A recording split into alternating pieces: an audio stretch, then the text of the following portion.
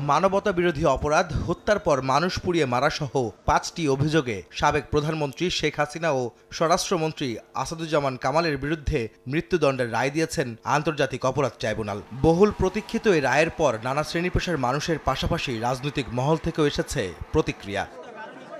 রায়ের পর তাৎক্ষণিক প্রতিক্রিয়ায় বিএনপির স্থায়ী কমিটির সদস্য সালাউদ্দিন আহমদ বলেন, পলাতক শেখ হাসিনার মৃত্যুদণ্ডের রায়ে ন্যায় বিচার প্রতিষ্ঠা হয়েছে, যা মাইলফলক। তিনি বলেন, আর কেউ যেন ফ্যাসিস্ট হয়ে উঠতে না পারে, এই রায় তার জন্য উদাহরণ হয়ে থাকবে। আন্তর্জাতিক অপরাধ ট্রাইব্যুনাল আদালতে আজকে একটা ন্যায় বিচার প্রতিষ্ঠা হয়েছে। আজকে সেটা একটা মাইল ফলক প্রতিষ্ঠা হলো। এই বিচার হচ্ছে অপরাধের তুলনায় যথেষ্ট নয়, কিন্তু এটা শুধু ন্যায় বিচার প্রতিষ্ঠা না, সামনের দিনের জন্য একটা উদাহরণ।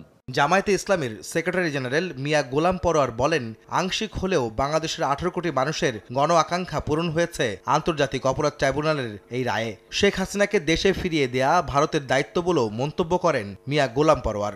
আংশিক হলেও আজকে ট্রাইব্যুনালের রায়ের মধ্য দিয়ে সেই জাতির আশাটা কিছুটা পূর্ণ হয়েছে। এই পলাতক মৃত্যুদণ্ড প্রাপ্ত আসামিকে যারা আশ্রয় দিয়েছে, আমরা মনে করি এই ঘৃণ্য অপরাধীদের পক্ষে তারা অবলম্বন করেছে।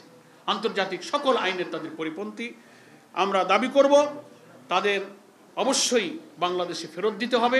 এদিকে রায়ের পর জাতীয় নাগরিক পার্টির নেতারা যে কোনো উপায়ে শেখ হাসিনাকে দেশে ফিরিয়ে এনে নির্বাচনের আগে রায় কার্যকর করার দাবি জানান। এই রায় দ্রুত সময়ের মধ্যে কার্যকর করতে হবে এবং অবিলম্বে দিল্লি থেকে শেখ হাসিনাকে বাংলাদেশে ফেরত আনতে হবে এবং সেটার জন্য অন্তর্বর্তী সরকারকে যথাযথ ভূমিকা এবং কার্যকর উদ্যোগ নিতে হবে।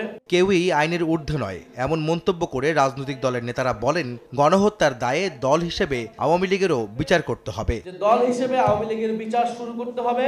আহমেদ সালেহীন, সময় সংবাদ, ঢাকা।